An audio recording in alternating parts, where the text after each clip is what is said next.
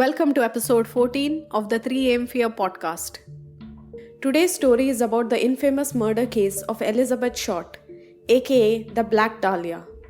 Like many of the cases that I've covered so far, there is a lot more than what seems to be there on the outside. This is not just a cut dry mystery.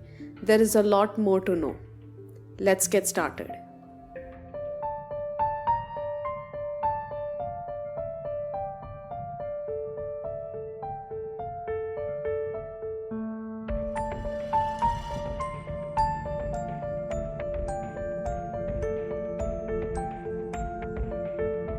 Hello and welcome to the 3am Fear podcast. I'm Nikita Ferrao, mystery and thriller author. On this podcast, I talk about real crimes and real people. Due to the graphic nature of some of this content, listener discretion is advised. You can find the episode show notes on my website 3amfear.com. Let's get started.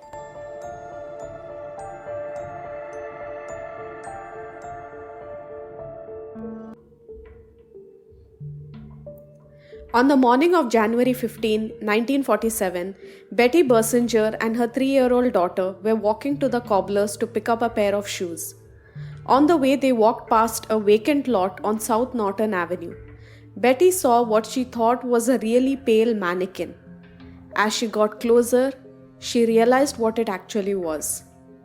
Betty later said, quote, "I glanced to my right and saw this very dead, white body. My goodness, it was so white. It didn't look like anything more than perhaps an artificial model.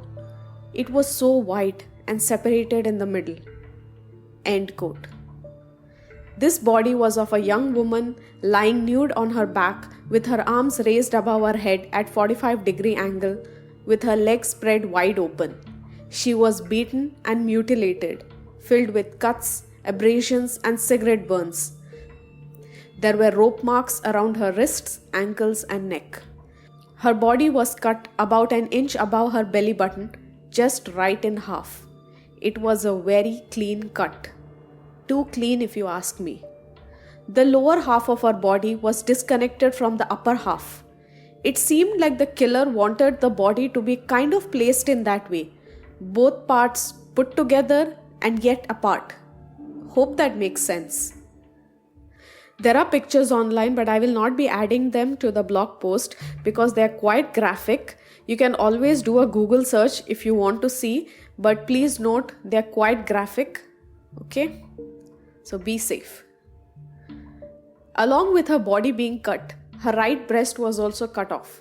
The police noticed that each of her big toes, just the big toes, were painted with a vibrant red color.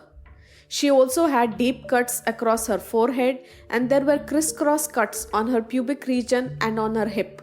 She was also cut from each side of the mouth about 3 inches from side to side, giving her a Glasgow smile. Now, if you don't know what a Glasgow smile is, then it's a wound caused by making a cut from the corner of a victim's mouth up to her ears. This leaves a scar on your face in the shape of a smile, kind of like Joker from Batman. It's creepy. The whole thing is actually very disturbing. It was also noted that Elizabeth's body was found lying face down for an extensive period of time after her death because of the lividity on her front side. I'll derail a little bit here to explain because this is important to the case. When someone dies, all of the blood pools and settles wherever you're positioned. So for instance, if you're lying face down like Elizabeth was, all the blood will pool to your backside. This will turn your skin black or purple. This is important as it will help the police know if the body has been moved. Now with Elizabeth, it was quite clear that she had died face down and her body was moved because not only there was lividity on her front side, but also there was no blood. I mean, not a single drop of blood on or around her body. She was completely drained of blood. And moreover, the way that her body was kept, it didn't look like the killer just discarded her. This killer took their time to make sure that this body, Elizabeth Short's body, would be found in this exact same condition. Now the police couldn't find any form of identification, so they decided to name her Jane Doe. but we all know it was Elizabeth Short. So getting to who exactly was Elizabeth Short. Elizabeth Short was born in July of 1924 to Cleo and Phoebe Short in Hyde Park, Massachusetts. She was one of 5 daughters. Soon after her birth, the family moved to a smaller place called Medford, Massachusetts, not far away from Hyde Park. Her father, Cleo Short, was a successful man. He designed and built many golf courses and made a pretty good amount of money. But when the Great Depression hit, he, along with many others, lost their jobs. And one fine day, his car was found near the bridge. Now, during the Great Depression, many lost their jobs, and these men who could not take up being jobless, who could not take up being home and unable to provide for their families, or who themselves were undergoing depression, they would drive up to the bridge or they would go over to the bridge and jump off. And because Cleo's car was found near the bridge, everyone assumed that he also committed suicide.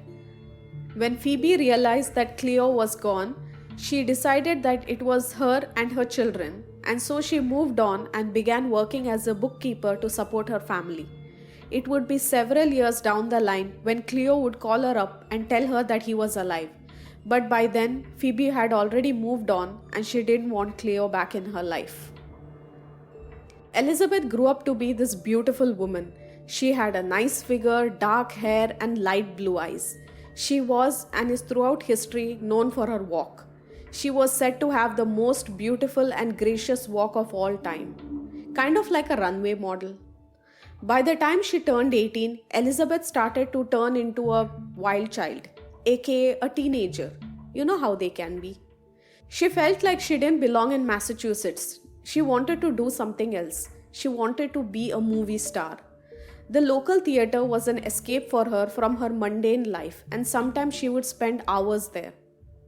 Now, Elizabeth Short had breathing problems. She had even undergone lung surgery when she was just 15. The doctor suggested that she shift to milder climate areas during the winter, as the freezing cold Massachusetts winter was too much for her to take in. Elizabeth would then go on to live in Miami with her relatives every winter. When she was 19, she managed to track down her father, Cleo Short, who was then living in Vallejo, close to San Francisco. He was working at the Navy Yards and accepted Elizabeth's request to come and live with him. Now, Elizabeth and Cleo had kind of different aspirations with each other. Elizabeth wanted to find a place to live, she wanted to be a movie star, and while she was struggling and trying to get herself into this industry, she wanted to live somewhere, she wanted a place to stay. And Cleo, on the other hand, he did not look at Elizabeth as just a daughter who's coming to stay with him, as a loving father. He wanted a housewife. He wanted someone who would stay in the house, cook, clean, just look after him. He wanted someone to look after him. That was all that he wanted from Elizabeth. And Elizabeth was not interested in being somebody's housemaid. Her father had abandoned his family years ago, and she was not ready to go and look after her father. Initially, Elizabeth agreed, and Cleo gave her around $800 so that she could come and stay with him. So Elizabeth moved out of her mother's home and started living with her father. But this stay would not last long. In fact, within 3 weeks of staying together, Cleo asked Elizabeth to move out. This was because most of the time Elizabeth would be out. She wouldn't be home. She would be out with her friends. She would be out partying. She would be out looking for jobs. So she was not quite at home cooking and cleaning what Cleo wanted. He gave her about $100 and told her to please go back to her mother. Sadly, this would be the last time that Cleo would ever see his daughter alive. During this time, Elizabeth started looking out for a job, and she quickly found one working at Camp Cook on the military base. Here she was working at the base exchange. Elizabeth will be working here for a period of 9 months. She met a lot of men during this process, but she didn't get serious with anyone. Most of the men that she met were temporarily stationed here. They had wives, they had girlfriends back at home, so she didn't want to be someone's time pass girlfriend.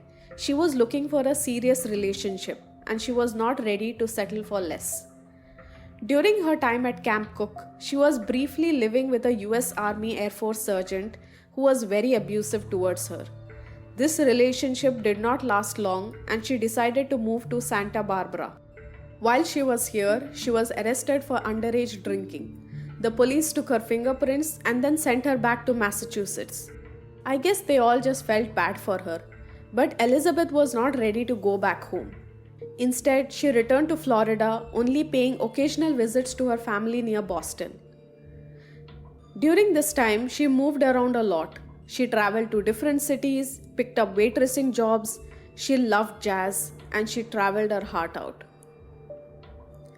Around this time, she also met another young, handsome man named Major Matthew Michael Gordon Jr., a decorated Army Air Force officer of the 2nd Air Commando Group who was training for deployment to Southeast Asian theater of World War II.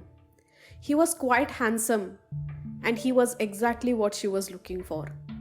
This relationship lasted several weeks. Not much is known what happened between the two of them, but it didn't last that long. Gordon died in a crash on August 10, 1945, less than a week before the end of the war. It was in New Year's Eve, 1944. Elizabeth was in Miami at this time when she met Matt Gordon. He was a major with the Flying Tigers. She mentioned about him a lot to her mother and sister about how amazing he was. They spent every spare moment together before he was shipped back to India. But before leaving, he promised that he would marry her. Unfortunately for her, this wedding wouldn't happen because Matt would be killed in a plane crash just the day before he was supposed to return home. Elizabeth received a Western Union telegram from his mother telling her the news. The telegram read, quote, "Our thoughts are with you," end quote. Kind of odd of someone to say that, I believe. What do you think? Elizabeth would read and reread his letters, crying out for him. But life had to go on, and Elizabeth knew that. She still had her dream of being a movie star with her. When winter hit, Elizabeth was back in Miami and she would have a parade of men at her feet. But the ones that she really liked were the ones in uniform. Whatever money she saved from waitressing, she would put it into upgrading her wardrobe. She loved wearing the latest fashion. She would save every last bit of money that she had, but she would make sure that her wardrobe is always up to date. Even now, if you see most of her photos online, you would see that, she was dressed in a very fashionable sense. She knew how to carry herself. In July of 1946, she returned to California and rekindled her relationship with Gordon. But this time, the relationship was more on the physical end than emotional. And I guess even Gordon understood that because they had a lot of arguments and finally they broke it off. She tried to get into the modeling industry, but it's not an easy task. There are millions of girls who are trying to do the same. And she did not have a lot of money to support herself. And for that, she had to get a job. She didn't have the money to stay permanently in one place, so she was constantly moving. One place that she would visit time and again was the Florentine Gardens on Hollywood Boulevard. This nightclub was owned by Mark Hansen. He was a successful businessman and also had several theaters under his belt. Florentine Gardens was a popular spot for the Hollywood elite and high-profile gangsters alike, and Hansen loved hanging out with all of them. He would hire beautiful women to dance and serve tables at his club, which wasn't too odd for that time because most of the women who were trying to be actresses, they were broke, and the only way that they could make money for themselves was this way. Sometimes he would even offer them to stay at his place in exchange for some favors, sexual favors. Hansen was basically a predator, and he would use his money, his power, his position to take advantage of these women who were short on cash. He hired Elizabeth to waitress at the Florentine Gardens in 1946.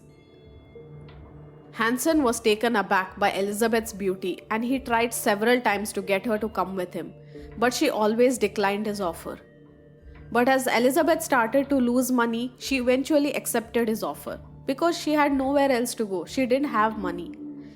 She would then go on to stay at his place with 8 other girls. The rent for the place was $1 a day, which would buy you essentially a place to sleep, a part of a bunk bed, and a little area of closet to store your things.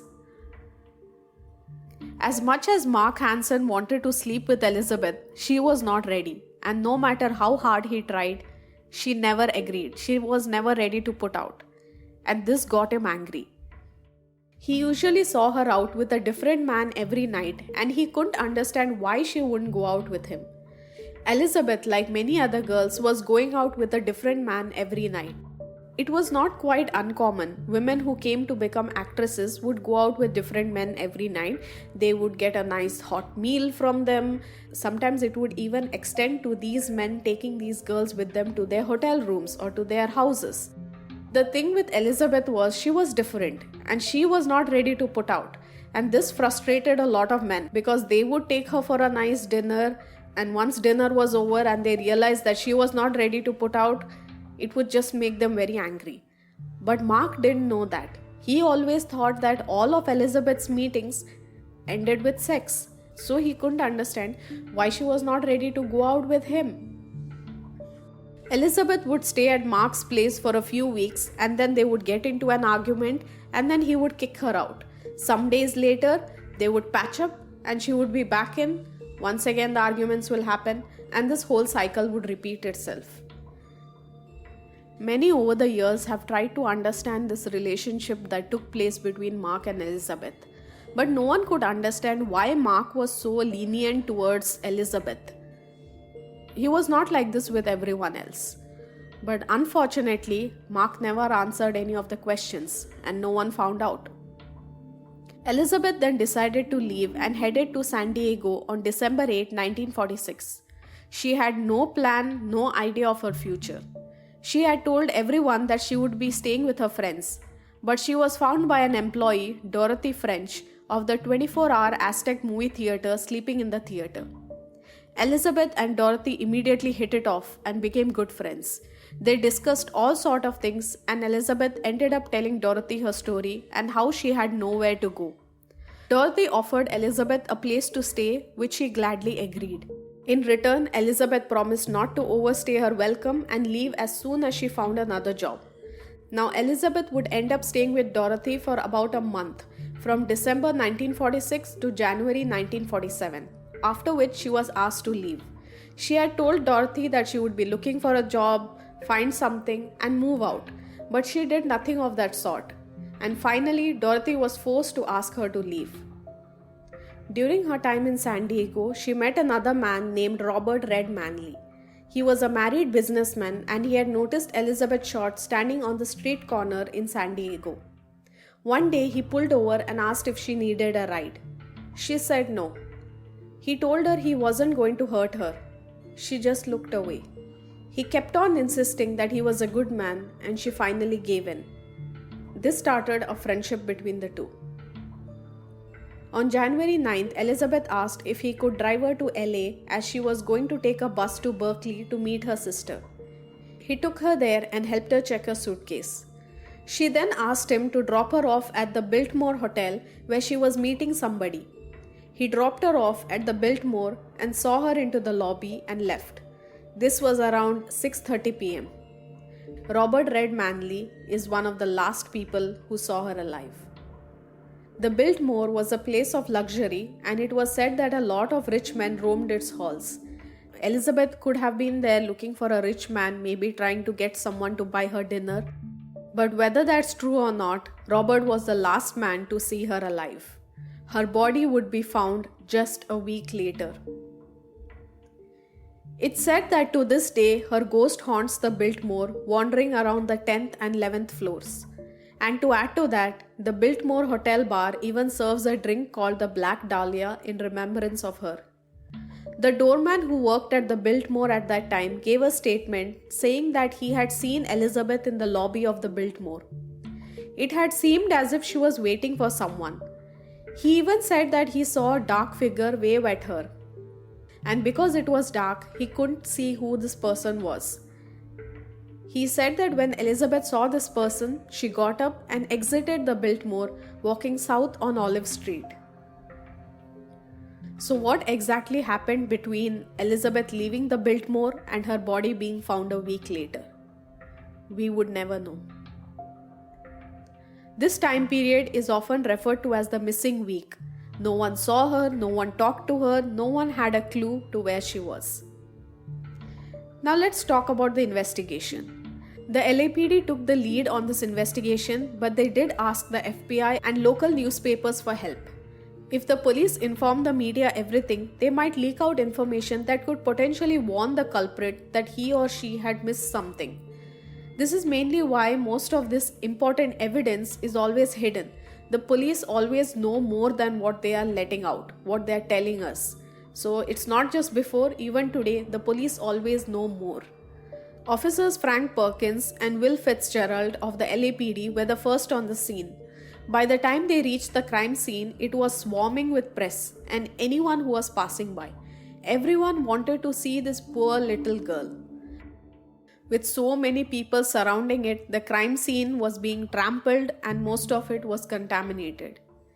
It kind of reminds me of the Axe Murders of Villisca episode. If you haven't listened to it, then I'll link it down below. Please do check it out, because a similar thing happened there. The Moores and the Stillingers were murdered, and the very next morning when their bodies were found, before the police could reach, before the forensic team could reach, the neighbors were there. Everyone was just going into their lawn trying to take a peek inside the house to see what had happened. And because of that, a lot of important evidence was destroyed. Same with the Black Dahlia. A lot of people were there. Who knows what could have been contaminated? Who knows what could have been destroyed? Maybe they could have found the killer earlier if it were not for so many people trying to see what was going on. Now, getting back to Elizabeth, as I said before, the person who killed her did not just throw her out. This person took their own sweet time to make sure that the body was placed in that way. So according to this, the police came to a conclusion that it was either someone who knew her or someone who didn't know her at all. Very good theory. Very good. I'll explain why. They thought it could be someone who knew her because the way that she was murdered, the brutality that was committed on her, it could have been with someone who knew her, who hated her so much, and then removed this anger and this frustration on her. The fact that she was left naked and cut in half on the side meant that this person wanted to shame this poor girl, wanted this girl to be ashamed, embarrassed even after she died. On a similar note, they thought that it could be someone who didn't know her at all, because someone who knew her, who had gotten to know her and had met this poor sweet little girl, would not be able to commit such a brutal crime. At least not leave her out like this exposed. Maybe it was a serial killer in town, maybe it was a passing by serial killer who came, killed and then just left, and that's why they could not find out who was this person. Also, I don't think that the police at that time could trace her MO back to any other serial killer who was around that time. Now, in addition to this, her body was washed by the killer after draining all the blood, which was something that was not seen before. This kind of reminds me of the first episode of Dexter. If you haven't watched that show, then please do. It's an amazing show. In the first episode of Dexter, he's shown a victim who has been cut, and this person has been, this body has been completely drained of blood. And when I was reading about the Black Dahlia, Dexter was in my head. So my mind immediately went there. Detectives Hansen and Brown were assigned to the case. They first needed to identify her, and how better than to identify with fingerprints. Now, to understand, we know that this is Elizabeth Short, but then the police didn't know who it was. In order to identify her, they had to send her fingerprints to the FBI, and it would take them about a week to send them over and get the results. Warren Woolard, assistant managing editor of the Los Angeles Examiner, said that he could help speed up this process.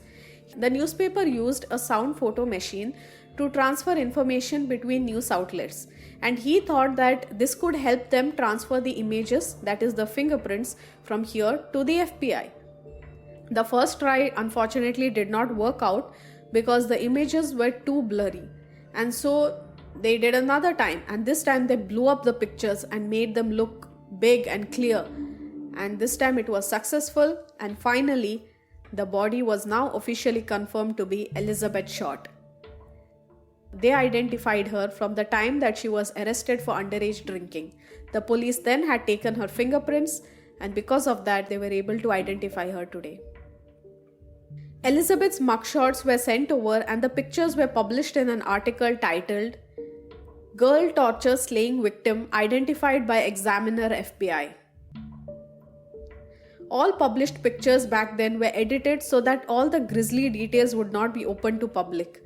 Especially because she was presented nude, Elizabeth's body's real photos would not resurface until 1984. Dr. Frederick Newhart performed an autopsy on Elizabeth's body the same day that she was found. The official cause of death was determined to be hemorrhage and shock due to concussion of the brain and lacerations to the face. According to the report, although some injuries happened post-mortem, there were several that took place while she was still alive. When she was still alive. It's so sad to think that this poor girl had been tortured when she was still alive. Her father, Cleo, was tracked down, and it seemed like he was only living 3 miles away. The police had to pound on his door until he opened. He was in a drunkard stage, and when they informed him of what had happened, he said he wanted to do nothing with her. He even refused to go to the morgue and identify her body. And that's not all. When her funeral was held, he didn't even bother show up. For him, Elizabeth was nothing. The police went to every house within a 10-mile radius and knocked on doors seeing if there was anything suspicious going on. But they got no leads. The lead investigator on the case, Captain Jack Donahue, told the press that he believed Short's murder had taken place in a remote building or shack on the outskirts of Los Angeles, and her body was transported into the city where it was disposed of. Because there were precise cuts on her body, and looking at how easily this person had separated her into two, which is not an easy task, and being drained of blood, the police believed that it had to be someone with medical expertise, someone who knew how to use a scalpel. And so the hunt began.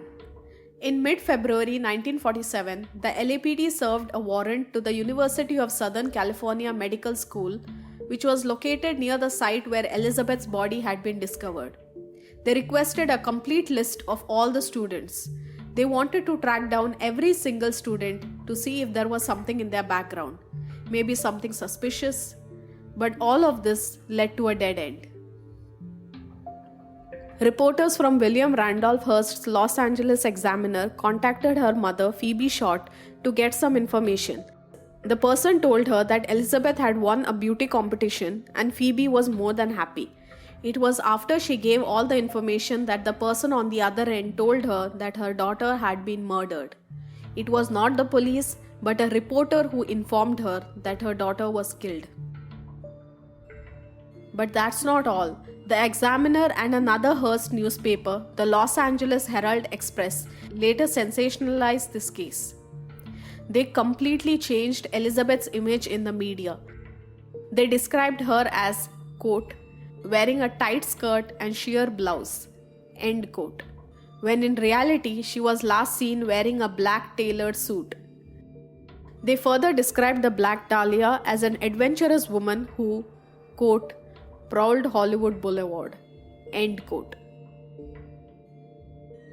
They kind of gave her this bad image as a person who was always on the hunt for rich men, who was always running behind money. They gave a very wrong picture of Elizabeth, when in actual Elizabeth was nothing like that. On January 21, 1947, a person claiming to be Elizabeth's killer called the office of James Richardson, the editor of the Examiner. This person told him that he was planning on turning himself in, but before that, he wanted to see if the police could get to him first. Additionally, the caller told Richardson to, quote, expect some souvenirs of Beth Short in the mail, end quote. A package did arrive. It had some of Elizabeth's personal belongings, including her birth certificate, social security, personal photographs, a newspaper clipping of Matt Gordon's obituary, and an address book with about 75 names in it. On the front of the address book was embossed to the name Mark Hansen. A letter was included utilizing cutout words from a newspaper. The letter read, quote, "Here is the Dahlia's belongings, letter to follow," end quote.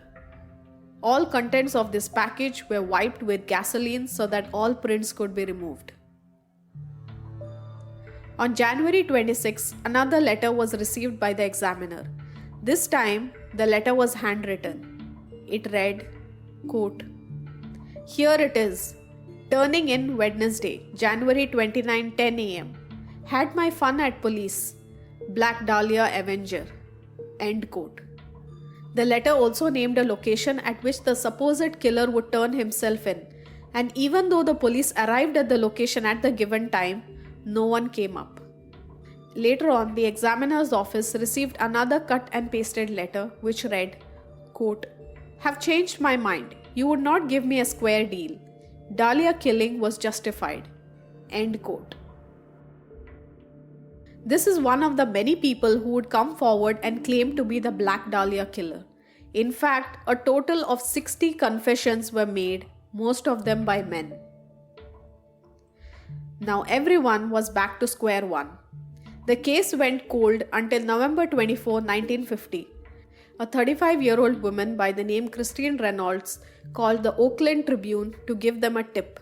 The mother of three said that she was going to turn herself in and confess to the Black Dahlia murder.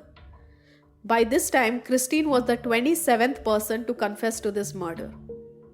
The police weren't sure whether they should trust her or not because, of course, 27. Actually, I myself don't understand why people were dying to confess to this murder. Were they looking for publicity? Were they looking for fame? Or were they just dying to get arrested? I don't understand. I mean, it's murder. It's not like they were going to get a reward if they came forward and told the police that, yes, I killed the Black Dahlia. So it doesn't actually make sense. Anyways, when Christine came in, she narrated her story, and when the police listened to this, something clicked. She told them that she had many love affairs with Hollywood movie stars, and she also said that Elizabeth was living with her at the time of her murder. Christine said she knew Elizabeth as Libby and that they had met in a bar in Hollywood about 3.5 years ago. She even said that they had a bit of a love affair of their own and that they would meet in motels. Now understand that this was way back in the 50s. We are talking about Christine having a lover, that too a girl. This is a huge scandal. I mean, especially for that time, it's a huge scandal. And the media had a field day. The media described their relationship as, quote, "unnatural," end quote. Christine told the police that Elizabeth was also running around with another woman at that time. 4 nights before Elizabeth's murder, Christine was drunk and irritated because it was getting late and Elizabeth wasn't home. So she went out to look for her, and that's when she found her at a bar with another woman named Louise. Elizabeth and her got into an argument which led to Christine driving the car in a fast pace with Elizabeth beside her. Christine said she leaned over and began to choke Elizabeth. Eventually, Elizabeth was able to break free and get the car door open and run up the street a bit. Christine said she pulled up the car next to her and got out, walked up behind Elizabeth and began to choke her. She then pulled out a flip knife that she had in her pocket. She said she was using this knife to intimidate Elizabeth. She told the police that at one point she completely forgot that she had this knife with her and that she didn't remember stabbing Elizabeth. She didn't remember anything at all after that. Now the police were listening to this carefully and they were taking down notes. They were sure that most of the information that she was giving, most of this information that Christine was giving was somewhat alright because there were a lot of things that were not made clear to the public. Now, the police were somewhere sure that Christine was telling the truth. Not the complete truth, but somewhere she was telling the truth because she had some details in her story which were not made public. As I said before, the police never told the public everything because they needed to find out who the real killer was, and the real killer would know everything. So Christine had this information where she said that she cut some of Elizabeth's hair and shoved it up her lower region. This was something that the public was not aware of. So, how did Christine get to know? Unless she was the Black Dahlia killer.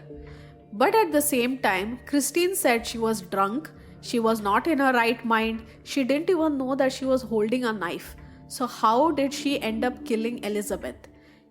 Even if she killed Elizabeth, how did she cut her body in a precise manner? How did she drain all the blood? And of course, if Christine killed her there, then and there, in the exact same location, how is it possible that there is not a single drop of blood in that scene? Whoever killed Elizabeth had killed her somewhere else, completely drained her of her blood, cut her into half, and then brought her body to this place and then placed it. And a drunk Christine could not have done this. It's not possible. After Christine had said everything, they sat her down and they told her that she was lying because most of the things would not match what had happened and her story was just not lining up. And that's when Christine broke down and her story fell apart. Christine said that she had a girlfriend who worked for the Los Angeles Police Department, and that's where she came to know about all this information. The police were shocked and angry as they were, and they wanted to know who this person was who was leaking out crucial information. Now, Christine was not ready to tell the police who this person was, but she did say that 2 days before Elizabeth's body was found, she had woken up with blood all over her clothes and shoes, and she couldn't remember where this blood came from.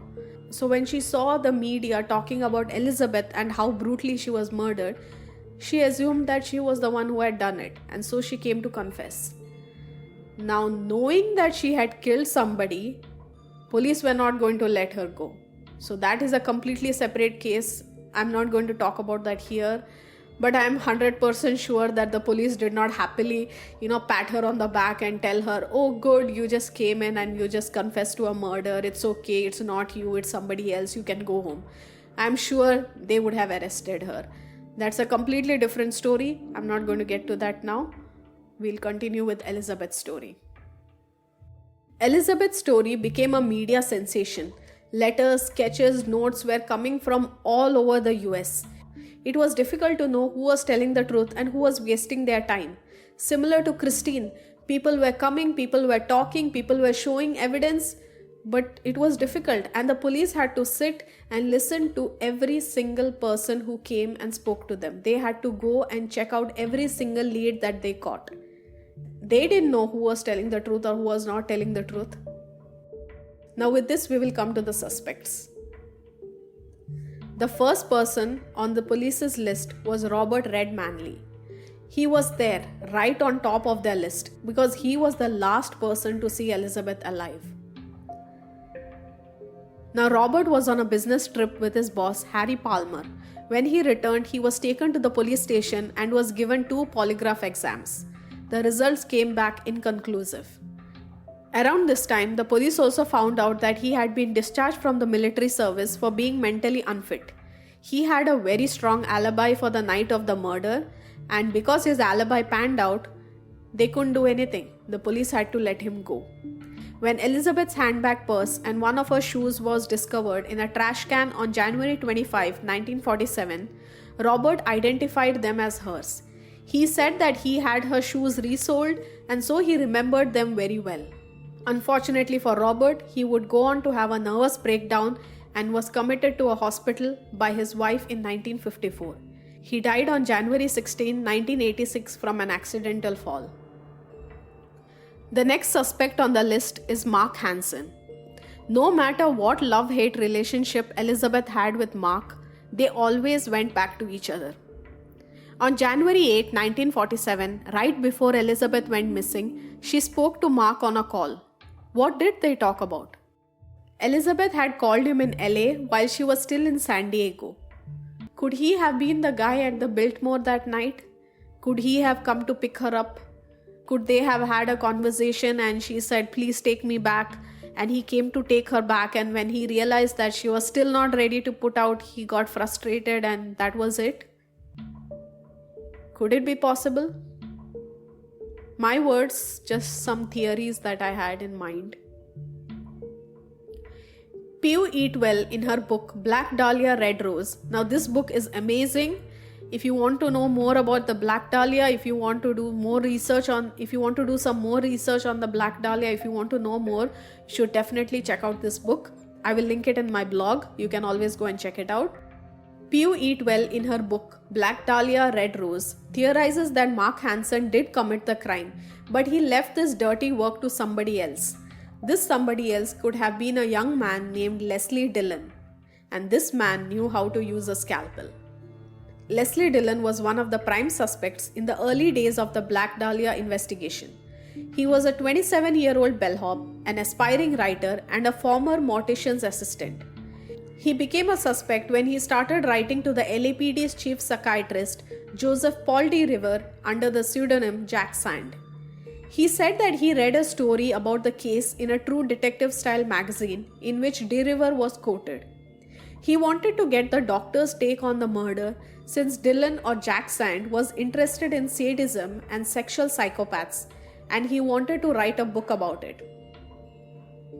During the course of their conversation, Dillon said that he had a friend, Jeff Connors, who could be the Black Dahlia killer. Now, D. River was almost sure that this Jeff Connors person did not exist. In fact, he was sure that Dillon and Jeff Connors were the same person and that Dillon was the one who had committed this Black Dahlia murder. He wanted to meet Leslie Dillon and they decided to meet in Los Angeles. He was planning on bringing some undercover officers as well for protection. So when he came, they waited and no one named Jeff Connors ever turned up. The police detained Leslie Dillon in a motel and questioned him for several hours, but his answer never changed. He said that there was a person named Jeff Connors and he was the one behind this murder. They officially took him into custody on January 9, 1949. On January 11, the San Francisco Police Department notified LAPD that they had in fact found Jeff Connors and that his real name was R.T. Lane. R.T. worked as a janitor in Columbia Studios where Elizabeth would often hang out, looking for prospective men. Even though police could not confirm the whereabouts of Leslie Dillon between the days of January 9th and January 15th, the missing week, they assumed that he may have been in San Francisco and they had to release him. The police described him as being someone very intelligent. He could read the room and then change his personality accordingly. Mark Hansen was shown a picture of Leslie Dillon and he could not identify him as someone he knew, but he did identify him as one of the men he had seen with Elizabeth while she was still alive and in his boarding house.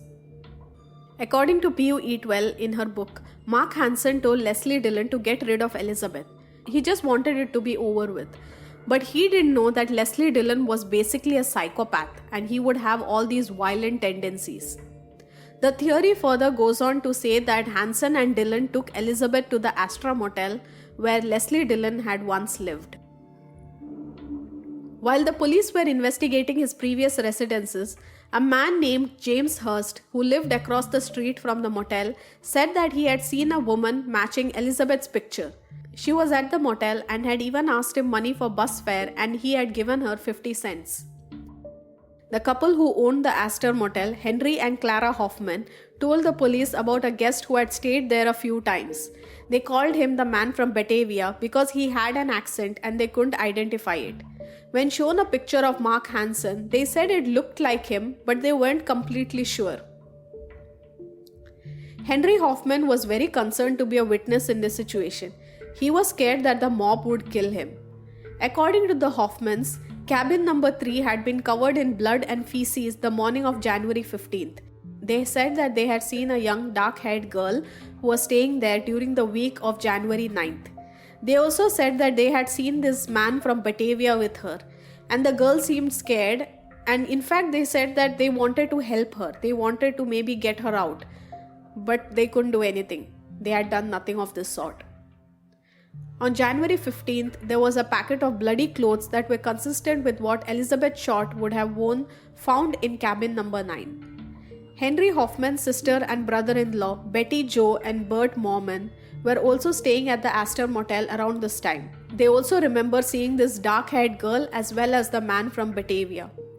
All four of them were brought in to see, and from far they agreed that yes, this could be the person.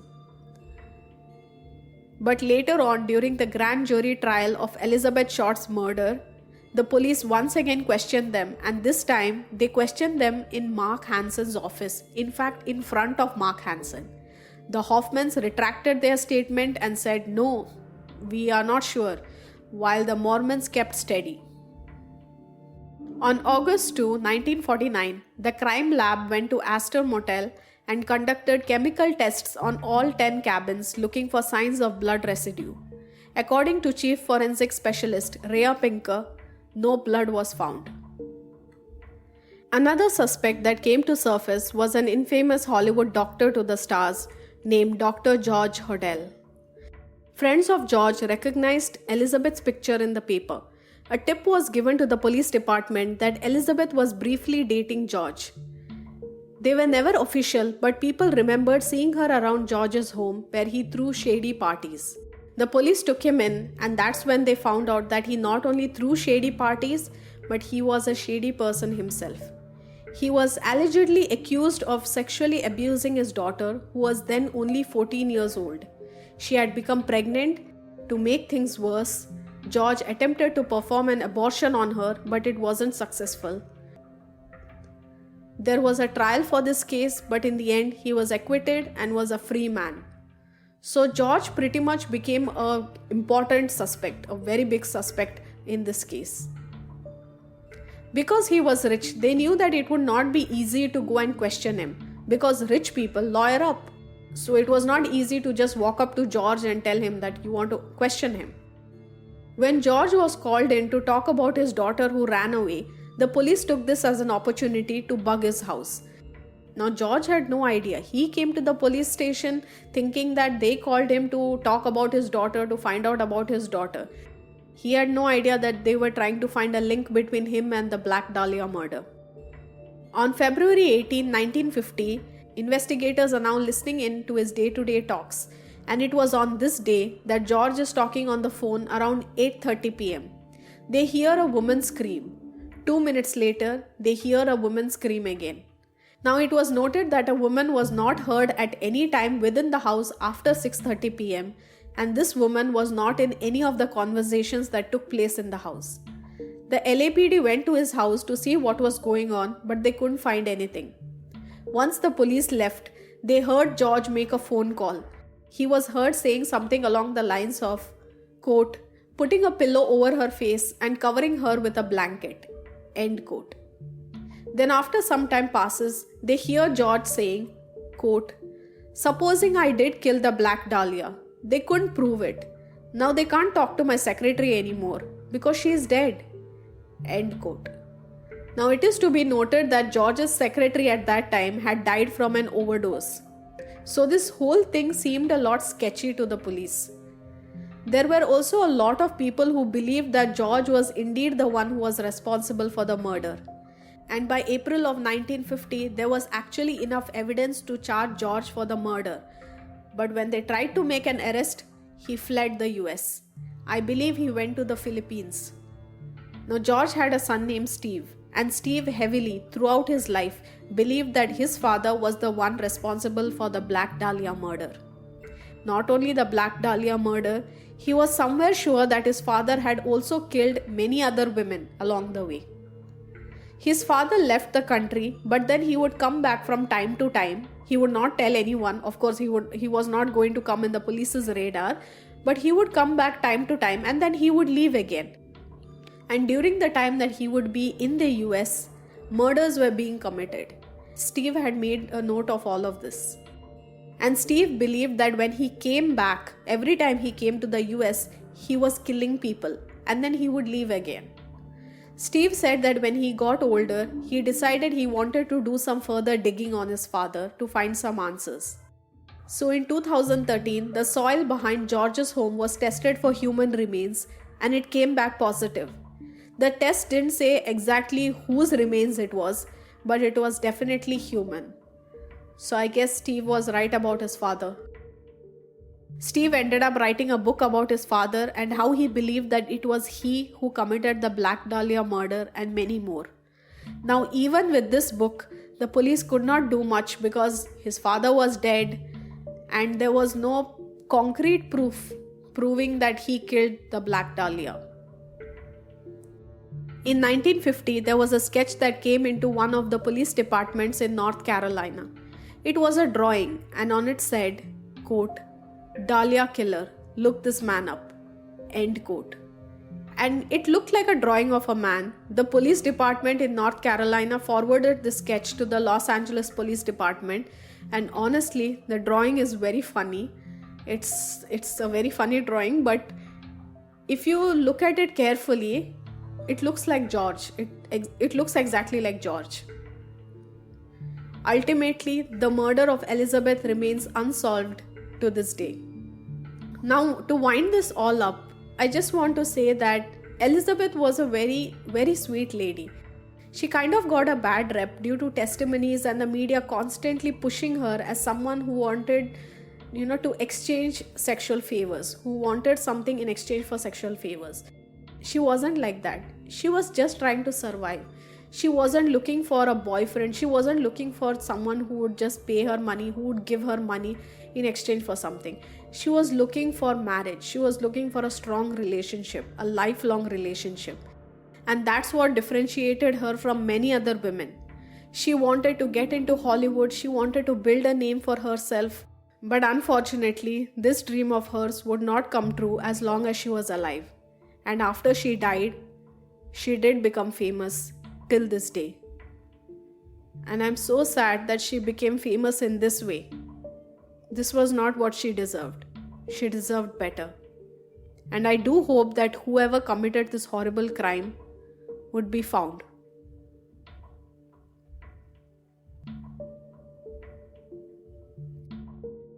Thank you so much for being with me throughout this episode.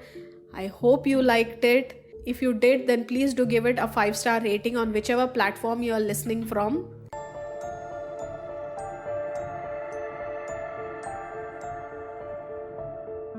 That's it for the day. Thank you so much for being here. Don't forget to follow me on social media, especially Instagram. The links are in my description box. You can also find the episode show notes on my website 3amfear.com. If you love reading thrillers, you can now check out my free ebook available on my website. Once again, thank you so much for being here today and see you next week. Have a great week and stay safe out there.